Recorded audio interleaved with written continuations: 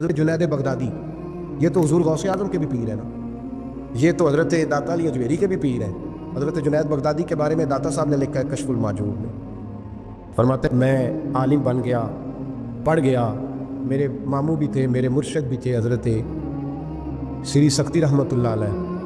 مجھے اکثر کہتے ہیں کہ جنید یار تقریر کیا کر، میں کہتا ہوں حضور ابھی میں نیک نہیں، ابھی میں خود ٹھیک نہیں۔ میرے پیر بھائی بھی مجھے کہتے ہیں کہ حضرت کی بھی خواہش ہے تو ہمارا بھی دل کرتا ہے، لگتا ہے کہ آپ کی گفتگو کی برکت سے اللہ بڑے لوگوں کو ہدایت عطا فرمائے گا، آپ وسیلہ بنیں گے، تو بات کیا کریں۔ کہتے میں ٹال دیتا، میرے نصیب دیکھو، ایک دن میں اپنے گھر میں سویا ہوا تھا تو اچانک بغداد کی ساری گلیوں نے مہکنا شروع کر دیا۔ فرماتے اچانک ٹھنڈی خوشبوئیں پھیل گئیں، میرے نصیب دیکھو کہ مجھے مصطفیٰ کریم کا دیدار نصیب ہو گیا۔ خواب میری وچ آیا ماہی تے میں گل وچ پا لیا باواں، تے ڈر دی ماری اکھ بھی نہ کھولاں کتے پھر بچھڑ نہ جاواں۔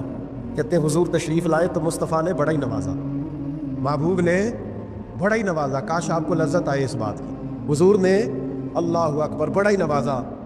کہتے ہیں محبوب جانے لگے تو ہلکا سا جملہ، میٹھی سی بات، ایک جملہ بڑا میٹھا سا، جاتے دفعہ فرمانے لگے جنید تقریر کیا کر یار، تقریر کیا کر۔ داتا صاحب لکھتے ہیں، داتا صاحب فرماتے ہیں کہ حضرت جنید بغدادی کہتے ہیں عرض کی حضور اب تو ضرور کروں گا، اب تو روز کروں گا، کھول کے کروں گا۔ فرماتے ہیں میں جب اٹھا نا، فجر کی اذان ہوئی، وضو کیا، سنتیں پڑھی تو دل میں چور آ گیا۔ میرے دل میں خیال آیا کہ پیر صاحب نے تو کبھی نہیں بتایا کہ انہیں دیدار ہوا ہے، تو مجھے تو ہوا ہے نا۔ پیر صاحب نے، بہت سارے لوگ پیر صاحب سے خود سیانے ہوتے ہیں نا، ان کو خود نور نظر آتا ہے روز خواب میں، بہت سارے جلوے خود بیان کر لیتے ہیں۔ تو کہتے ہیں میرے دل میں خیال آیا کہ پیر صاحب نے تو کبھی نہیں بتایا، تو مجھے تو ہوا ہے۔ کسی درویش نے ایک شعر کہا تھا، پر بڑے مسئلے اس نے حل کیے۔ وہ کہنے لگا جڑے محرم راز حقیقت دے او راز حقیقت کھول دے نہیں، او جنہ ویکھیا نہیں او کرن گلاں، جنہ ویکھ لیا او تے بول دے ہی نہیں، جنہ ویکھ لیا او ان سے بولا جاتا بھی نہیں، بولا جاتا بھی نہیں۔ کہتے میں سنتے گھر پڑھی تو خرامہ خرامہ چلا تو دل میں چور تھا، بانج فقیروں کسے نہیں ماریا، اے ہوئی چور اندر دا۔ کہتے میں گیا حضرت کے پیچھے نماز پڑھی 7ویں صف میں، تو اندر چور تھا کہ میرا تو درجہ اونچا چلا گیا ہے، لیکن مجھے دیدار ہوا ہے۔ تو کہتے ہیں نماز حضرت نے خود پڑھائی، تو نماز پڑھا کے کہنے لگے جنید آگے آ جا۔ فرماتے میں تیسری صف میں آ گیا تو کہنے لگے چل یار تھوڑا اور نیڑے آ جا۔ کہتے میں قریب جا کے نا پہلی صف میں بیٹھا تو کہنے لگے ادھر آ میرے ساتھ بیٹھ۔ کہتے میں ان کے ساتھ بیٹھ گیا، حضرت کے ساتھ، یہ بھی کسی نصیبوں والوں کو نصیب ہے نا۔ کہتے میں ساتھ بیٹھ گیا مرشد کے، تو شیخ تسبیح رول رہے تھے، ادھر دیکھنا میری طرف، تسبیح پھیر رہے ہیں، اور تسبیح پھیرتے پھیرتے نا اچانک آنکھ اٹھائی اور میری طرف دیکھ کے کہنے لگے اب تقریر کرو گے نا، جڑے محرم راز حقیقت دے اب کرو گے نا تقریر۔ تو میرے اندر تو چور تھا، میں نے کہا جی اب کیا ہوا ہے؟ چور تھا نا کہ مجھے پتہ ہے کسی کو پتہ ہی نہیں، اب کیا ہوا ہے؟ تو کہتے ہیں وہ چپ کر گئے۔ چند منٹ کے وقفے کے بعد پھر فرمانے لگے اب کرو گے نا تقریر؟ کہتے ہیں اندر چور بیٹھا تھا، میں نے کہا حضور ہوا کیا ہے بتائیں تو صحیح۔ کہتے ہیں انہوں نے تسبیح چھوڑی، جبہ سمیٹا اور چہرہ میری طرف پھیرا، اور میں نے ان کی آنکھوں میں جو روشنی آج دیکھی پہلے کبھی نہیں دیکھی تھی، لب و لہجے میں جو جلال آج دیکھا وہ کبھی نہیں دیکھا تھا۔ فرماتے حضرت بولے نظر تو وہ ظالم نظر ہے، اٹھے تو بیڑا ہی پار کر دے، گرے تو خانہ خراب کر دے۔ فرماتے میں نے حضرت کا جلال دیکھا اور میری طرف دیکھ کے فرمانے لگے جنید کل جو رات گزری ہے مجھے خواب میں اپنے رب کا دیدار ہوا تھا۔ تو مالک نے پوچھا کہ سری کوئی بات بتا، تو میں نے عرض کی مولا ایک کی مرید تیار کیا ہے وہ بھی تقریر نہیں کرتا، کبھی تیرے حبیب کا ادھر کا پھیرا ہو تو ذرا جنید کو اشارہ کر جائے تو چلو میرا بھی کام بن جائے گا، لوگوں کا بھی نفع ہوگا۔ کہتے ہیں حضرت جنید بغدادی کے میری چیخ نکلی، اللہ اکبر کہا تو میرے کپڑے پھٹ گئے، بغداد کی وہ مسجد ساری رونے لگی۔ کہتے میں قدموں میں گرا اور میں نے کہا محبوبہ مجھے معاف کر دے، مجھے تو آج پتہ چلا ہے کہ میرے اوپر مصطفیٰ بھی کرم فرمائے تو تیری دعاؤں کی برکت سے فرماتے ہیں۔ تقریر اتنا ضروری کام ہے کہ محبوب خود فرماتے ہیں جنید تقریر کیا کر بات یار لوگوں کو فائدہ ہو۔ بغداد کا جو امیر تھا نا، اس کو پتہ چل گیا کہ جناب جنید بغدادی رحمۃ اللہ تعالیٰ علیہ کی بڑی شہرت ہونے لگ گئی ہے، تو یہ جو حاسدی ہوتے ہیں نا یہ بڑی جلدی پیدا ہو جاتے ہیں، اور سب سے زیادہ حسد دینداروں سے ہوتا ہے، دیندار لوگوں سے لوگ حسد کرتے ہیں، سب سے زیادہ غیبت دیندار آدمی کی ہوتی ہے الا ماشاءاللہ۔ بادشاہ کو لوگوں نے کہا کہ بڑے لوگ عقیدت مند ہو گئے جنید بغدادی کے، ایسا نہ ہو کہ آہستہ آہستہ لوگوں کو اکٹھا کرے اور پھر اپنی فوج ظفر موج بنا کے وہ آپ کے مقابلے کھڑا ہو جائے۔ اب یہ جو بادشاہ ہوتے ہیں انہیں بغاوت کا بڑا ڈر ہوتا ہے، اور کرسی آپ کو پتہ ہے چیز ہی بڑی پیاری ہے، نہیں پتا تھا جے بھی نہیں پتا تھا کتنے پتا ہونا لے، سبحان اللہ، حد ہو گئی ہے بھائی، کرسی پیاری ہوتی ہے کہ نہیں؟ جنہیں کدی ترلے نہ کریے نہ دینا جو بھی کری دینے، تو یہ پیاری ہے تو تبھی ایسا ہوتا ہے نا۔ بس یہ دعا کرنا کل کا دن اللہ اس ملک کے لیے امن کا دن گزارے، اور اللہ اپنے حبیب کا صدقہ کوئی ایسی ٹھنڈی ہوا بھیجے کہ اس ملک کے دکھ دور ہو جائے، بس یہ دعا کرو۔ خیر، جنید بغدادی کے بارے میں جب لوگوں نے بدگمان کیا نا بادشاہ کو، تو بادشاہ نے چال چلی، دنیا بڑی ظالم ہے، دنیا داری کے لیے بندہ بڑے پاپ اور بڑے بکھیڑے کرتا ہے۔ ایک خوبصورت دوشیزہ نوجوان لڑکی بادشاہ نے تیار کر کے بھیجی، اس کو جملے یاد کرائے رٹائے کہ تو نے کہنا کیا ہے جا کے۔ حضرت جنید بغدادی رحمۃ اللہ علیہ کے پاس آئی اور پتہ کیا کہتی ہے میں آپ کی عقیدت مند ہوں، کنیز بن کے آئی ہوں، دین سیکھنے آئی ہوں، اللہ سیکھنے آئی ہوں، آپ اس طرح کریں مجھے غلامی میں قبول کر لیں۔ حضرت جنید بغدادی نے یوں نظر اٹھائی، اس بی بی کے چہرے پہ نظر پڑی، اس عورت نے چیخ ماری، وہ تڑپی اور اس کی روح نکل گئی۔ پیغام گیا بادشاہ کو، مر گئی بی بی موالو۔ بادشاہ کو بڑا غصہ آیا کہ میرے محل کی سب سے خوبصورت عورت جنید بغدادی کے ہاں گئی، مر گئی۔ پیغام بھیجا، جنید میرے دربار میں آؤ۔ حضرت جنید بغدادی فرمانے لگے، فقیر کا بادشاہوں سے تعلق ہی کوئی نہیں، میرا بادشاہوں سے تعلق، میں نے کیا لینے آنا، تجھے کوئی کام ہے تو الگ بات ہے، مجھے تجھ سے کوئی کام نہیں۔ بادشاہ کو اور غصہ آیا، میرے پاس نہیں آیا، گھوڑے تیار کیے، لشکر بنایا، حضرت جنید بغدادی کے پاس پہنچ گیا۔ جب آپ کے دربار میں آیا نا تو حضرت جنید بغدادی رحمۃ اللہ علیہ بیٹھے تھے، پورے غصے کے ساتھ آ کے بیٹھا، کہنے لگا بڑا تو فقیر بنا پڑتا ہے، ولی بنا پھرتا ہے، کبھی بھی مار دی، بڑا فقیر بنا پھرتا ہے، عورت مار دی۔ حضرت جنید بغدادی نے آنکھ اٹھائی، فرمانے لگے نہ میں مارنے کا اختیار رکھتا ہوں نہ زندہ کرنے کا اختیار رکھتا ہوں، زندگی بھی میرا اللہ دیتا ہے، موت بھی اللہ دیتا ہے، میرے پاس اختیار ہی نہیں۔ بادشاہ نے بات سنی تو ٹھہر گیا، کہنے لگا بی بی کیسے مر گئی؟ آپ فرمانے لگے میں آنے لگا تھا تیرے رستے میں، تو نے مجھے ہٹانے کا بندوبست کیا، اور بی بی آنے لگی تھی میرے اللہ کے رستے میں، اللہ نے اسے دور کرنے کا بندوبست کر دیا۔ میں تیرے اور دنیا کے درمیان آنے لگا تھا نا، تو نے مجھے سائڈ پہ کرنے کا بندوبست کیا، بی بی میرے اور رب کے درمیان آنے لگی تھی، اللہ نے اسے سائڈ پہ کر دیا۔ دنیا داری کیا ہے جو اللہ اور بندے کے درمیان آ گئے؟ آج یہ دلوں پہ زنگ چڑھے ہیں، یہ دنیا داری کے زنگ ہیں۔ جب آپ کو اپنے پتہ کب اندازہ ہوگا آپ کو کہ دنیا آپ پہ چڑھ گئی ہے؟ جب اپنے سوا کوئی اچھا نہ لگے۔ پہلی بات جو ہمارے مشائخ نے لکھی ہے، جب سوائے اپنے کوئی اچھا نہ لگے تو پھر آپ دنیا دار ہیں۔ جب سوائے اپنے تو کسی کا فائدہ سوچنے کی صلاحیت چھوڑ دے، اور سوائے اپنے تو کسی کا بھلا نہ سوچے تو دنیا دار ہے۔ اور جب اپنی ذات کو سکون دینے کے علاوہ تو کسی کو سکون دینے کو تیار نہ ہو تو دنیا دار ہے۔ اور جب تیری آنکھ کھلے تو پھر بھی تجھے اپنی ذات نظر آئے، اور تیری آنکھ بند ہو تو پھر بھی اپنا ہی آپ دکھائی دے، پھر تو دنیا دار ہے۔ لیکن میرے دوست، اگر تیرا دل کرتا ہے کہ جو خیر مجھے ملی ہے اللہ میرے بھائی کو بھی عطا فرمائے تو پھر تو دیندار ہے۔ داتا گانی بخش علی اجمیری رحمۃ اللہ تعالیٰ علیہ آپ فرماتے ہیں کہ حضرت جنید بغدادی کا مرید تھا، 4 دن پیر صاحب کے پاس آیا تو بعد میں خود پیر بن گیا، خود پیر بن گیا۔ حضرت صاحب رحمۃ اللہ تعالیٰ نے دیکھا آ نہیں رہا، مرید اولاد ہوتے ہیں، ان سے پیار ہوتا ہے، ان کو اہمیت دی جاتی ہے، بعض اوقات غلط فہمی کا شکار بھی ہو جاتے ہیں، اہمیت دی گئی، یہاں نظر نہیں آ رہا، آپ نے سوچا شاید بیمار ہو گیا ہے۔ حضرت جنید بغدادی خود گھر تشریف لے گئے۔ حضرت جنید بغدادی جن کا ولیوں میں اس طرح مقام ہے جس طرح حضرت جبریل امین کا فرشتوں میں مقام ہے، اتنا بڑا، چل کے گھر گئے اور جا کے کہا السلام علیکم، کہتا جی وعلیکم السلام، کہتا تو آتا کیوں نہیں؟ تو مجھے اب آپ کی ضرورت ہی نہیں، میں اب خود بڑا پرہیزگار ہوں، مجھے کیا ضرورت ہے میں کسی کو اپنا بڑا مانوں، میں خود بڑا پرہیزگار ہوں۔ فرمایا ہوا کیا؟ کہنے لگا جی رات جب میں سوتا ہوں تو 2 فرشتے آتے ہیں، مجھے براق پہ بٹھاتے ہیں اور جنت کی سیر کراتے ہیں، براق پہ بٹھاتے ہیں اور اللہ اکبر جنت کی سیر کراتے ہیں، میرے ہاتھوں کے تراشے ہوئے مٹی کے صنم آج بت خانے میں بھگوان بنے بیٹھے ہیں، میرے ہاتھوں کے تراشے ہوئے مٹی کے صنم، دیکھو تو صحیح، آج بت خانے میں بھگوان بنے بیٹھے اور رائے پوری کہنے لگے وہ پتھر جن کو سکھائی تھی قوتیں گویائی ہم نے، وہ جب بولنے لگے تو ہم پر ہی برس پڑے، بولنے لگے تو وہ ہم پر ہی برس پڑے۔ کہنے لگا جی اب تو میں اللہ خیر کرے بڑا اونچا اڑ رہا ہوں، آپ کبھی گئے جنت میں؟ آپ مسکرا پڑے، فرمانے لگے بھیلیا آج جب جنت میں جائے تو ذرا لا حول ولا قوت بھی پڑھ لینا، آج جب جنت میں جائے تو ذرا وہ بھی۔ کہنے لگا چلو ٹھیک ہے پڑھ لوں گا، اٹھ کے ملا بھی نہیں، حضرت واپس آ گئے۔ رات کو خواب آئی، جنت میں جانے لگا تو خیال آیا، جناب جنید بغدادی نے کہا تھا پڑھ ہی لوں، پڑھنے لگا لا حول ولا قوت الا باللہ۔ آنکھ کھلی تو روڑی کے ڈھیر پہ بیٹھا تھا، روڑی کے ڈھیر پہ بیٹھا تھا۔ وہ جو بھاگ رہے تھے ان سے پوچھنے لگا او مجھے کہاں چھوڑ کے جا رہے ہو خواب میں؟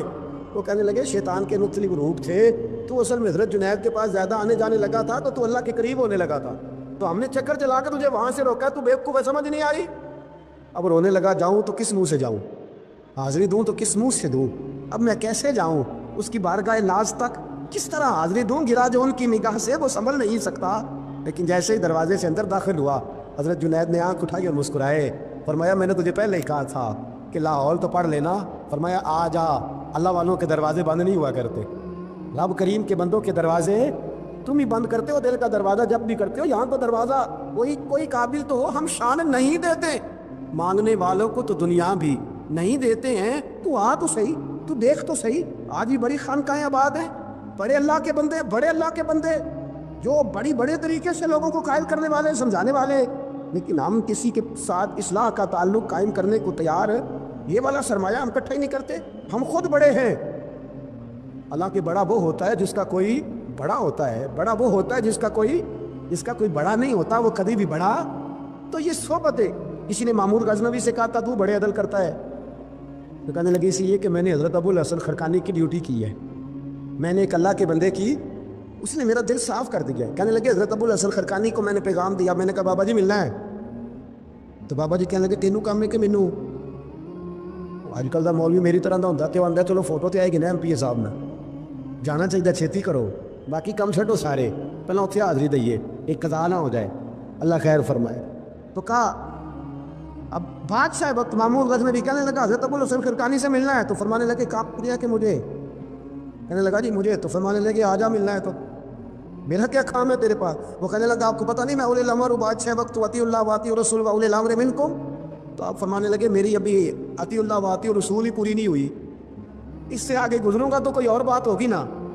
خیر مجبور ہو گیا ابو الحسن خرقانی، توجہ ہے آپ حضرات کی، کہتے ہیں حضرت کے مجھے مجبور کر دیا تو میں خود گیا ملنے، جب میں ملنے حاضر ہوا نا تو میرے دل میں خیال آیا کہ شاید بابے کا خیال ہے کہ میں کنجوس بادشاہ ہوں، میں نے جب دیے نا موٹے نذرانے اور جب میں نے ہیرے جواہرات مسلح کے نیچے چھوڑے اور چمک آنکھوں تک آئی تو بابا جی اٹھ کے ملے ہی ملے۔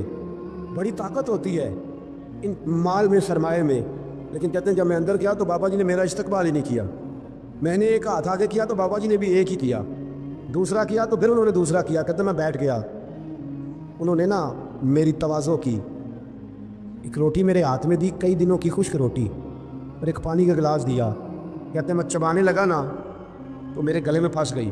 بادشاہ نازک مزاج ہوتے ہیں، توجہ ہے اب حضرات کی، کہتے ہیں اب میں نے کیا کیا، روٹی تو نہ کھائی گئی تو میں نے نا تھوڑی سی شرپیاں مسلح کے نیچے رکھی، تو حضرت ابو الحسن خرقانی کہنے لگے ادھر دیکھیے گا، فرمانے لگے اور تم نے میری روٹی کیوں نہیں کھائی؟ کہنے لگا جی گلے میں پھنس گئی ہے۔ آپ مسلح اٹھا کے کہنے لگے یہ دولت بھی لے جا، یہ بھی درویشوں کے گلے میں پھنس جاتی ہے، اس کو لے جا اٹھا کے، یہ بھی پھنس جاتی ہے، ہمارے گلے سے نیچے نہیں اترتی، نیچے لے جا۔ وہ کہتا جب میں نے اٹھائی تو مجھے سمجھ آ گئی یہ وہ والا صوفی نہیں، یہ اللہ والا صوفی ہے، یہ رب رب کرنے والا صوفی ہے، اس کی نظر میری جیب پہ نہیں، اس کی نظر تو میرے دل پہ۔ فرمانے لگے اب جب میرے دل کی صفائی ہو گئی نا، توجہ ہے اب حضرات کی، جب صفائی ہو گئی نا دل کی، میں نے کہا نہیں یہ اللہ والے، تو کہتے ہیں میں اٹھا تو حضرت ابو الحسن خرقانی بھی کھڑے ہو گئے اور مجھے باہر سواری تک چھوڑنے آئے۔ کہتے ہیں جب سواری تک آئے تو میں نے کہا کہ حضور آتی دفعہ تو کوئی پروٹوکول نہیں، اور ماننے لگے جب تو آیا تھا تو اللہ والوں کے بارے میں برا گمان لے کے آیا تھا، اور اب تو جا رہا ہے تو اللہ والوں کے بارے میں دل صاف کر کے جا رہا ہے، اب تیری عزت کرنا ضروری ہو گیا۔ میرے عزیز یاد رکھیے گا یہ جو صحبت صلحاء ہے یہ ریگ مار کا کام کرتی ہے، یہ باطن کو روشن کرتی ہے، یہ نکھار پیدا کرتی ہے، لیکن جائے اللہ کے بندوں کے پاس، لیکن نا میں نے پہلے بھی کہا تھا، ایک دفعہ پھر بات دہراتا ہوں، میں نے اپنے حضرت سے ایک دفعہ کہا کچھ مریدوں کو پروٹوکول ملتا ہے اور کچھ بیچارے ایسے ہوتے ہیں جن کو جھڑکیاں ملتی ہیں، تو آپ فرمانے لگے پروٹوکول ان کو ملتا ہے جن کا ڈر ہو کہ کہیں بھاگ نہ جائیں، ان کو پروٹوکول ہو، جن کا پتہ ہونا جتنے مرضی جوتے مارو میرا ہی ہے، اس نے کہیں جانا، ان کو ضرورت نہیں ہوتی پروٹوکول کی. ہم تو آستانوں پہ بھی جاتے ہیں کسی جگہ. ہاں ایک بات ضرور میں کہوں گا، ضرور کہوں گا، خانقاہ پہ جائیے، اس خانقاہ پہ جہاں اللہ اور اس کے رسول کے دین کا درس دیا جاتا ہے، جہاں سونا مرشد سچا مرشد سے آگے بات نہیں جاتی، اور جہاں سوائے ایک ذات کی شخصیت پرستی کے کوئی اور نعرہ ہی نہیں لگتا. ہم ان خانقاہوں کے قائل ہیں. ہماری وہ خانقاہ ہیں جہاں رب رب کا ذکر ہوتا ہے، جہاں اللہ اللہ کے نعرے لگتے ہیں، جہاں رب کریم کو یاد کیا جاتا ہے. یہاں صوفی بیعت اپنی کرتا ہے لیکن وہ توجہ اللہ کریم کی طرف کراتا ہے، وہ سنت اور شریعت کی پابندی کراتا ہے، وہ لوگوں کو دین کا رستہ بتلاتا ہے. لوگ جاتے اس کے پاس ہیں لیکن رستہ انہیں مدینے والے محبوب کا بتایا جاتا. جس جگہ شریعت کی پاسداری، ہم تو کچی بات ہی نہیں کرتے، بالکل کوئی لہت اللہ نہیں، کچی بالکل نہیں، 100% نہیں. تو مانگے تو حل کہتے ہیں. جو شریعت کا باغی ہے ہم اس کے باغی ہیں، ہم اس کے، بولیے ہم اس کے. میں نے ایک بندہ کہنے لگا پچھلی باری، کہتا جی ایک بابا ہے نیٹ دے اے بابا اپنے آپ سجدے پہ کراندا ہے. کہ میں کہ بابا انہوں نے آکو تسی رکھ لو، اسا دا کی کرنا ہے، کوئی ضروری ہے سانو دینا جی بابا. اس طرح کے کئی بدتمیز ہیں. ہمارا ان سے کوئی تعلق، ہمارا ان سے کوئی رشتہ، ہمارا تو رشتہ ان لوگوں سے ہے جو اللہ اور اس کے رسول کی بات کرتے ہیں صلی اللہ ہو، جو قرآن کا پیغام دیتے ہیں، جو حدیث مصطفیٰ کھول کے اپنے مریدین کے آگے رکھتے ہیں. ہمارا تو ان لوگوں سے رشتہ ہے. اب کوئی جاہل آدمی کو جاہل بات کرے تو ہم اس کے ذمہ دار ہیں. ہماری کوئی ذمہ داری، اور ویسے بھی جب ہم کہہ نہیں رہے ہمارا بندہ ہے تو تم ہمارے کھاتے میں کیوں ڈالتے ہو؟ اور جڑا بندہ بھی غلط کرے ساڑھے کھاتے پہ جانا، جڑا بھی غلط کرے. ہم بالکل قائل نہیں ہیں. میں نے ایک بہت بڑی اجتماع میں اعلان کیا تو پھر کہتا ہوں، آج جن درباروں پہ نشہ بکتا ہے ہم ان درباروں کو بند کرنے کے قائل ہیں. جس جگہ عیب ہوتا ہے ہم اس جگہ لوگوں کو قصداً منع کرتے ہیں جانے، قصداً کہتے ہیں بالکل نہ جاؤ، قطعاً نہ جاؤ، کوئی ضرورت. دربار مزار اللہ کے ذکر کی جگہ ہے، اور اگر وہاں اللہ کا ذکر نہیں ہوتا، کوئی بدتمیزی ہوتی ہے تو وہاں جانا درست ہے.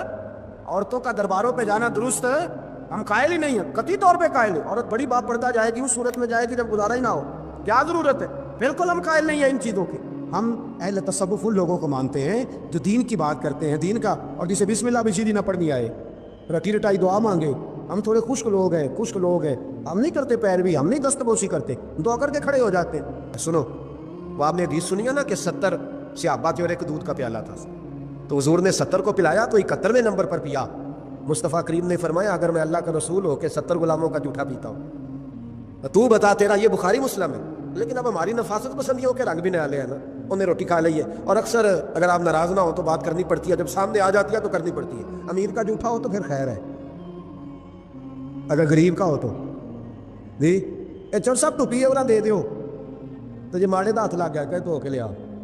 یہ ظلم ہے، یہ زیادتی ہے. اس کا مطلب ہے نفاستیں بھی ہم دولتوں سے آئیں گی، دولت سے آئے گی، معاذ اللہ. بہرحال عنوان نہیں، حضرت جابر بن عبداللہ رضی اللہ تعالی عنہ، بخاری مسلم ہے. کہتے جب خندق کی جنگ ہو رہی تھی نا، غربت بڑی تھی، قحط بڑا تھا، صحابہ پریشان تھے، 2 2 3 3 پتھر پیٹ پہ باندھے ہوئے. میں حضور کو دیکھ کے گھر آیا تو زوجہ سے کہا بھلی مانت کچھ ہے کھانے کی؟ کہنے لگی تھوڑے سے جوں ہیں. تو میں نے کہا 200 کی تو کتنی روٹیاں بنے گی؟ کہنے لگی 2 3 4 بن جائیں گی. کہنے لگے سالن. تو زوجہ کہنے لگی اگر وہ بکری کا بچہ ذبح کرو تو 3 4 بندوں کا سالن بھی بن جائے گا. کہتے میں نے اسے ذبح کیا، بیوی سے کہا تو جاؤں پیس. کہتے میں نبی کریم کی بارگاہ میں حاضر ہوں صلی اللہ علیہ وسلم، حضور کی خدمت میں. زوجہ کہنے لگی کان میں کہنا حضور کی، سارے نہ آئے. جس طرح لیڈروں کے کھانے اندر ہوتے ہیں علیحدہ، اور جو نعرے لگا رہے ہوتے ہیں نا سویر سے انہیں ڈبہ ملتا ہے، لیکن وہ پھر بھی نعرے لگاتے ہی رہتے ہیں. مجھ پہ الزام لگنے لگا ہے کہ آپ سیاست دانوں کو ہر جمعے میں رگڑا دیتے ہیں. تو میں کہنا انہوں صحیح کر چھوڑو، پھر اسی مڑ جانے ہیں. اتنا کو سیاڑے ہو جائیں، یہ سیاڑے نہیں ہو رہے، ہمیں بات کرنے کی بھی اجازت نہیں. شعر کہہ دیتا ہوں کہ ہم آہ بھی کرتے ہیں تو ہو جاتے ہیں بدنام، وہ قتل بھی کر دے تو چرچا نہیں ہوتا. انہوں نے کدی پوچھا جائے سانو یا کہہ دے چپ رہو. لیکن بھائی یہ اس ممبر کا تقاضا ہے، میرے امام اعظم کا فتویٰ ہے، جو عالمی حالات سے باخبر نہ ہو وہ جمعے کا خطبہ نہ دے. وہ جو رٹی رٹائی باتیں ہم سے نہیں ہوتی، اس لیے کہ جلال بادشاہی ہو یا جمہوری تماشا ہو، جدا ہو دین سیاست سے تو رہ جاتی ہے چنگیزی. حق بات انشاءاللہ ہو رہی ہے اور ہوتی رہے گی. وہ بات صاف ستھری ہے. اگر کوئی بات ایسی ہوگی تو وہ بات، اگر غوث پاک اپنے خطبہ جمعہ کے اندر کہہ سکتے ہیں کہ میں ظالموں کو حکمران نہیں بننے دوں گا، تو ہم تو ان کے نوکر ہیں نا. پھر ہم قادری کیسے ہوئے اگر غوث پاک کے طریقے پہ عمل ہی نہ کریں تو؟ اس لیے مہربانی کرے ہمیں کوئی شخص ایسا مشورہ نہ دے. بلکہ کئی دفعہ ظلم ہوتا ہے، جب کوئی مشورہ دیتا ہے تو اور تیز ہونے دل کرتا ہے. اس لیے مہربانی کریں ایسی کوئی مشاورت نہ کرے. بالکل جو غلط بات کرے گا اس پہ ہم بولیں گے، اور آہستہ آہستہ نہیں، کھل کھلا کے بولیں گے. بالکل بولیں گے، اس لیے کہ اللہ نے زبان دی ہے، وہ کسی وڈیرے کے قدموں میں بیٹھنے کے لیے نہیں دی، وہ رسول اللہ کے ترانے پڑھنے کے لیے دی ہے۔ ترانے پڑھنے، اگر حضرت بلال رسیوں میں بند ہو کے اور ابو لہب اور عتبہ اتیبہ اور عبداللہ بن جداد اور امیہ بن خلف جیسے لوگوں کے بیچ کھڑے ہو کے کہہ سکتے ہیں نہیں بات جو سچی ہے وہ کی جائے گی، تو ہم ممبر رسول پہ بیٹھ کے نہیں کہہ سکتے؟ اپنے بھی خفا مجھ سے ہے، بیگانے بھی ناخوش، میں زہر حلال کو کبھی کہہ نہ سکا کند، میں کہتا ہوں وہی بات سمجھتا ہوں جسے حق، میں ابلۂ مسجد ہوں، میں توحید کا فرزند، اس لیے کوئی شخص یہ نہ سمجھے۔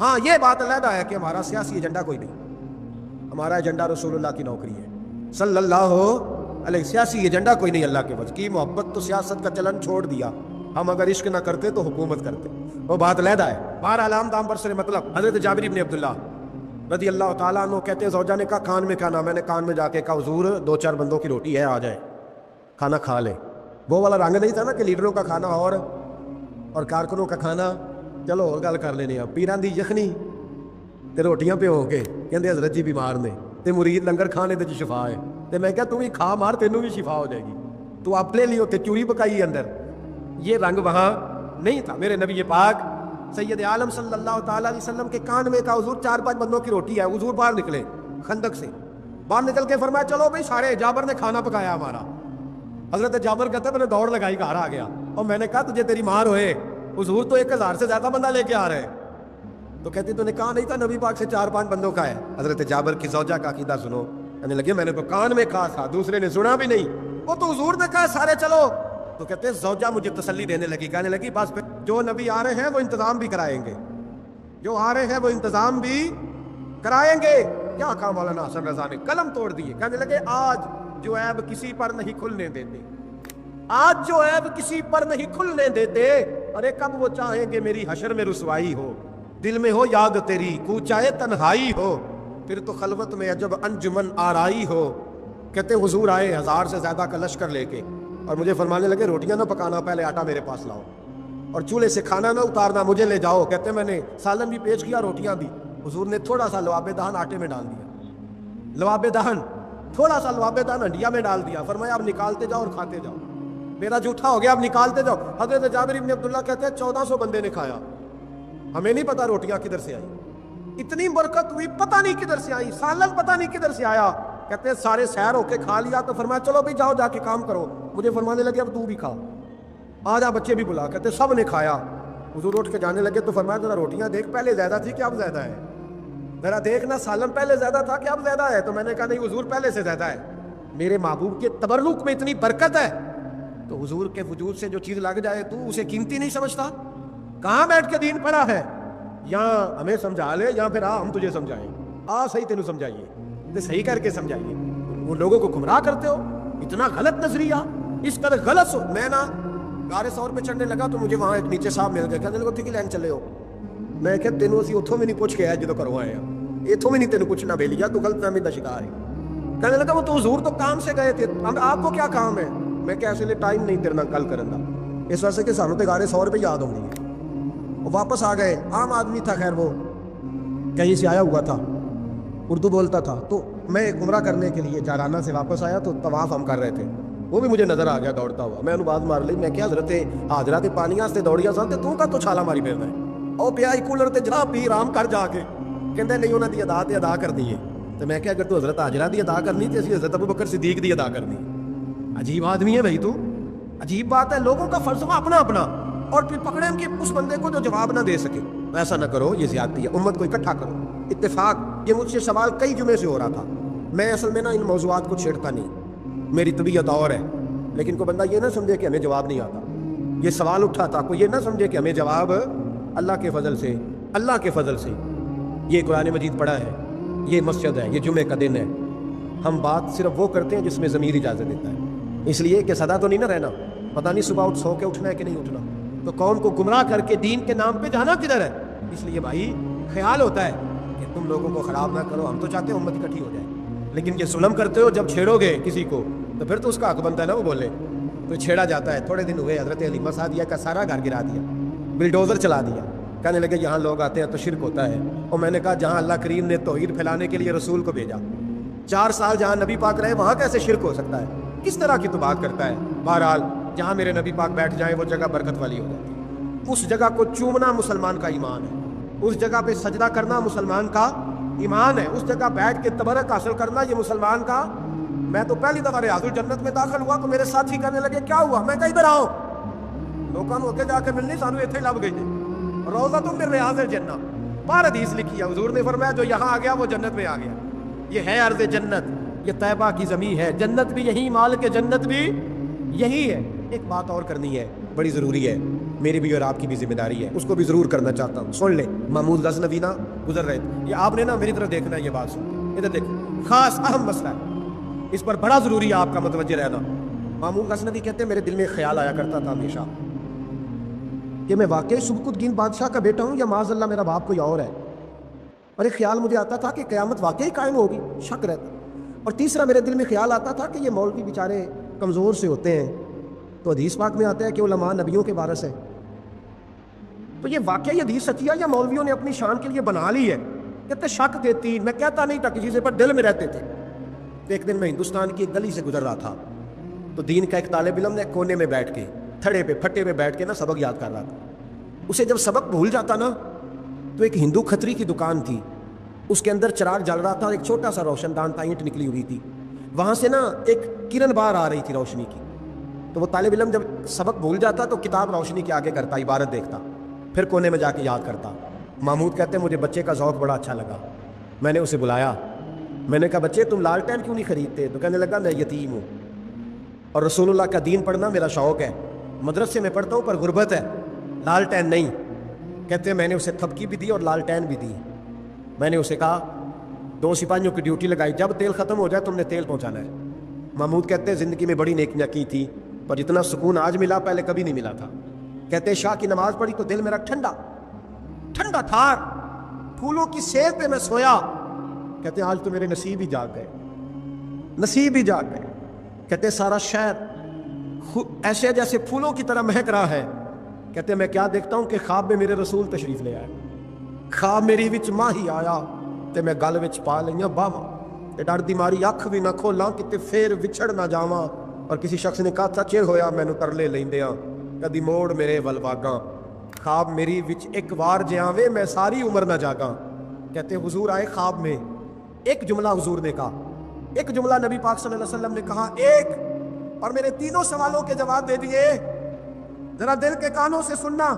कहते महबूब फरमाने लगे ओ सुबकुतगीन के बेटे, तूने आज मेरे एक वारिस की खिदमत की है, मैं क़यामत के दिन तेरी सिफारिश करूंगा।